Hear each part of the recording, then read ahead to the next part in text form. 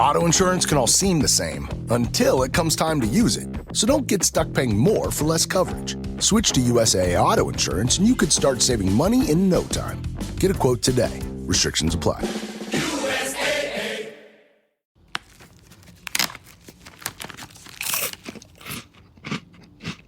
Uh-oh. The last cookie. You can get a new box of cookies in as fast as an hour with Walmart Express Delivery. Are you my guilty self-conscience? No, I'm the voice offering you promo code EXPRESS for free delivery on your first order. Hey, who ate my cookies? You mean, these cookies? Order now. Welcome to your Walmart. Promotion valid for first express delivery order. $50 minimum subject to availability. Restrictions apply.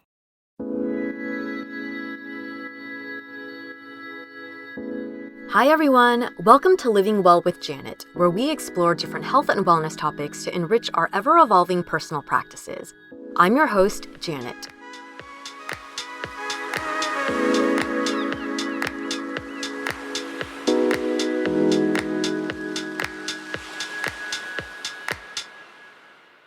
Have you ever heard of energy healing, Reiki, or phrases like balancing your chakras? As someone who started my interest in wellness rooted more in traditional Western concepts of nutrition and health, energy healing is something I might have rolled my eyes at about a decade ago. But since that time, I have studied a bit of traditional Chinese medicine, which I talked about in the previous episode, and also developed a deeper appreciation for the mind-body connection through caring for my mental and spiritual health. And since then, I have been more curious about this modality of wellness, of healing. But I've never truly dug into what energy healing is, how it works, where it comes from, or ever had an in-person session. If you're in the same boat as me, curious about this modality of wellness, but a little skeptical, let's dive into this together in today's episode. Before we continue with this episode, I'd like to share a quote for you to simmer on. The soul always knows what to do to heal itself. The challenge is to silence the mind. This is a quote by Caroline Myss. Maybe think a bit about what you could heal for yourself. Now, you might be thinking, I don't think I have anything to heal, I'm good. But if that's the case, I would challenge you to think a little bit harder. I think we all, at all times, are exposed to experiences, stimuli, and internal interpretations that don't always serve us to our highest potential. Maybe another way to think about healing is to think about in what way you could improve in order to be closer to your best self. Though I have heard about energy healing, seen it in movies, and heard stories from friends who have had it done before, I myself have never actually experienced a formal in-person energy healing session. That is, until my birthday last month when Helen and Mel bought me a gift card for an energy healing session, specifically a third eye chakra opening for spiritual awakening. In today's episode, I want to share with you that experience. I want to first talk about what I expected. I mean, basing off of only what I had heard about energy healing, I was kind of expecting some over-the-top spiritual experience hosted by a woman in robes with feathers and incense. And the place that I went to for the session, Liberate Emporium, actually did kind of give off those vibes when I first walked in. There's a storefront with shelves and shelves of crystals and incense, candles, plaques with affirmations scrolled across them, and sound bowls.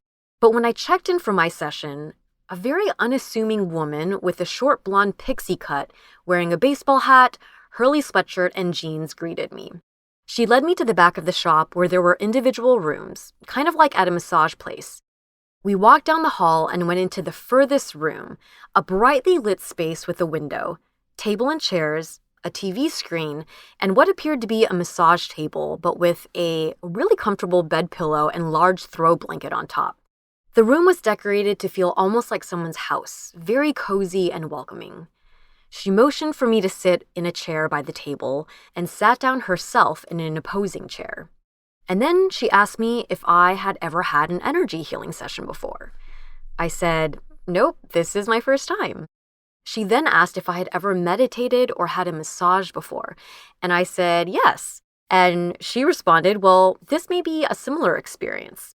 First, we're going to sit down and talk for a little bit. Then you're going to lie down on this table and I'll do some energy healing work on you. You can expect to feel maybe the way that you have felt in some of your meditation sessions, where you're not quite awake, but you're not quite asleep, and maybe feel almost as if like you're floating. Or sometimes, when you fall asleep on the couch and you wake up suddenly and kind of forget where you are, meaning that slightly disoriented feeling, that might happen as well. And when we end the session, you'll feel the way you may feel after a massage. Before we get into the details of the healing session, I want to go over some basics in energetics that I researched and I want to share with you all. When you refer to someone as having good vibes? Well, in the context of vibrational energy, happy people are said to vibrate on a higher frequency. Or on the opposing side, when you walk into a room right after a fight happened and you can feel this like heaviness in the air. That's like saying that you can feel the low frequency vibrations of the people who are just there. And in the context of energetics, it is said that salt is a natural energy cleanser. This is why the air at the beach is said to vibrate at a higher frequency, and maybe why when you're at the beach you might feel a little lighter and happier. Along similar lines of thinking, it's said that taking Epsom or pink Himalayan salt baths every so often can help to make the body feel light and cleansed, which keeps your frequencies high and your vibes good. Now, all of these things, including energy healing, is based on the premise that the human body has an energetic life force and energy centers, which are sometimes called chakras, that keep the body's cells healthy, functioning, and alive.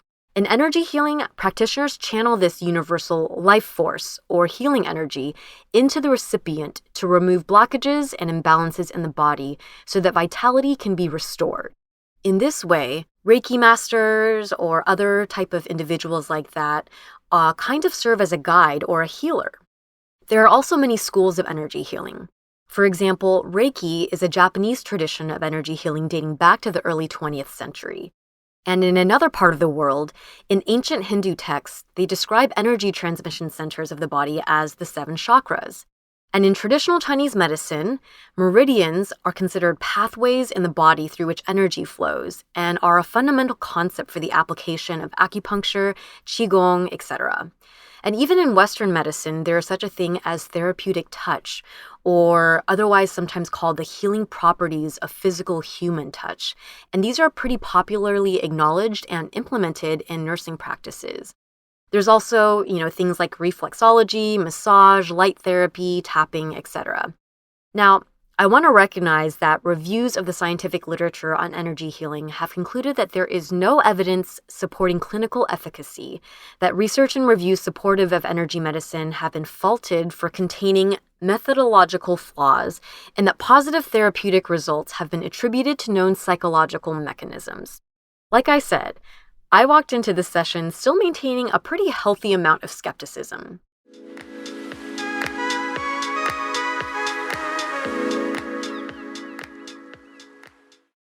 Ryan Reynolds here from Mint Mobile.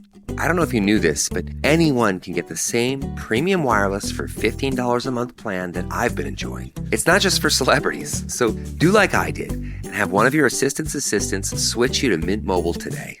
I'm told it's super easy to do at mintmobile.com/switch. Upfront payment of $45 for 3-month plan, equivalent to $15 per month required. Intro rate first 3 months only, then full price plan options available. Taxes and fees extra. See full terms at mintmobile.com.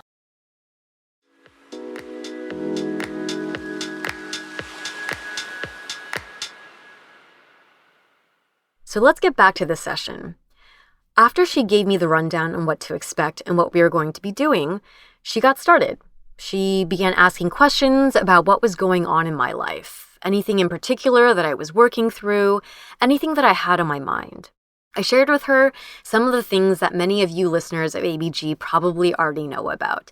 Things like how I've been really focused on trying to find a life partner for the last couple of years, and that's resulted in a lot of ups and downs in my dating life. And in terms of my career, that I made a pretty big move just about 2 years ago, going full-time and working on a business with 2 of my very good friends, and so on and so forth. After we had this conversation, she guided me to lie down on the table and covered me in the blanket. She then started talking in a very calm voice, but in a pretty fast pace, kind of like someone might talk if they were saying a prayer. She was kind of calling in spirits, but not in a scary way, and also kind of reiterating some of the things that I had shared with her about my life situation. She started moving around me and guided me to close my eyes, And I could smell that she had started spraying some sort of scent. It was very, very light and not super noticeable. During this time, as she's talking out loud, I also felt a light pressure on my head, kind of like she might have been using a feather or something. And she was also kind of guiding me through breath work during this talking session. I'm going to play a short clip for you guys here so that you can kind of get an idea for what I was experiencing then. I humbly invoke for your divine blessings and divine purifying light. Thank you for allowing me to be super conductive and super receptive. Thank you for instilling balance and serenity. Thank you for removing any negative thoughts, any negative thought forms, any patterns, any old stagnant energy, to restore and to heal. That's right. And in full face, so be it. All right. Just let go. If there's any moments of silence, just allow yourself to continue to drift and dream away. Maybe to a memory, to a time in your past of peaceful, calm, serenity, whatever it may be. After this went on for a couple of minutes, she then went quiet, and I just felt and could hear that she was moving her hands around above my body, never quite touching it, but just kind of making all these motions and walking slowly around, sometimes near my head, sometimes near my left side, sometimes at my feet, sometimes at my right side. And during this time, I was in kind of like this half sleep, half wake state. You know that experience where you get kind of like a foot spasm or something, and because you move, you like suddenly wake yourself up, and from waking up, you realize like, wait, was I just asleep? I had that happen to me a couple of times during this session. And there was also a point where I did feel kind of like I was floating. It was a very distinct weightless feeling. And in terms of what was happening in my head while I was laying there, I do recall having thoughts and slight imagery going in and out, kind of around the things that we had discussed before the session. So this went on for about 30 minutes. She was fairly silent, but moving her hands around and just walking around my body as I laid on that bed. And about 30 minutes later, she started to speak again and making some closing statements. She guided me through a little bit more of breathing and then guided me through a countdown. I think we started at 3, we went to 0, and then we went from reverse from 0 to 5. Then slowly and gently, she instructed me to open my eyes and asked how I felt. The first word that came to my mind and just kind of came out of my mouth was refreshed. I don't know, I was feeling very calm and tired, but the moment my eyes opened, I did feel this sense of kind of like alertness and awakeness, kind of sometimes like the way that you do feel after a massage, like you're refreshed. She then proceeded to give me a bit of feedback and share with me what it was that she felt during the session and offered some interpretations and tips. Now, I want to play an excerpt from this part of my session because even though her feedback is specific to me, I think there are a lot of people out there who can probably relate and really benefit from hearing these words. All right, so head, too much thoughts. Didn't think it because the smile and the lightheartedness, but man, do you stress yourself out. Oh, yeah. There's so much going on there. There's just like so much worry energy, like fear energy, like, and it was just like this. It felt like it was definitely linked to your mind, but that energy was leaking up into your heart and causing you doubt and contracting even your root chakra. But it was like just a lot of it. I had to throw in some suggestions at the end, but a lot of like worry about other people's perception.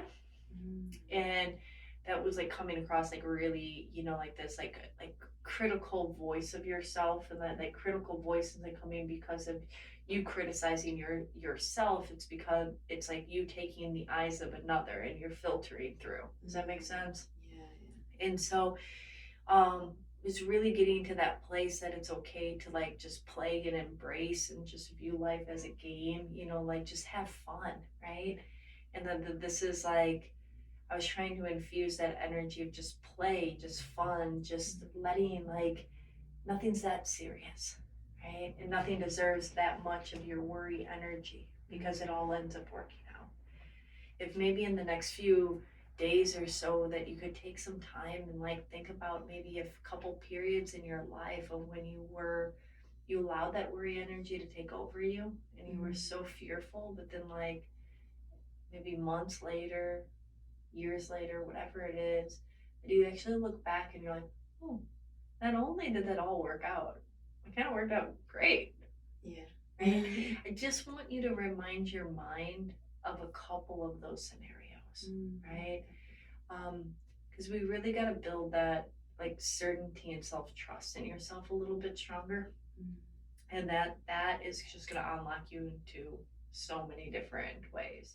What surprised me the most about this energy healing experience was how similar it was to a talk therapy session, mixed with a bit of massage, even though there was no actual physical contact, but that feeling of having gone through a physical experience and emerging refreshed.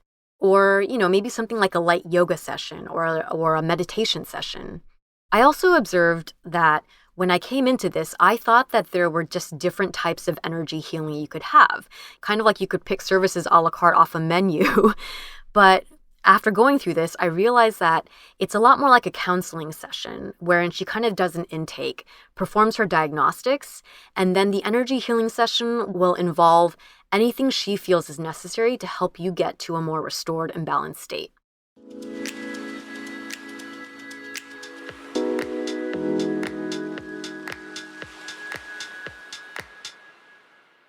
So, what did I learn from this experience? Do I think it worked?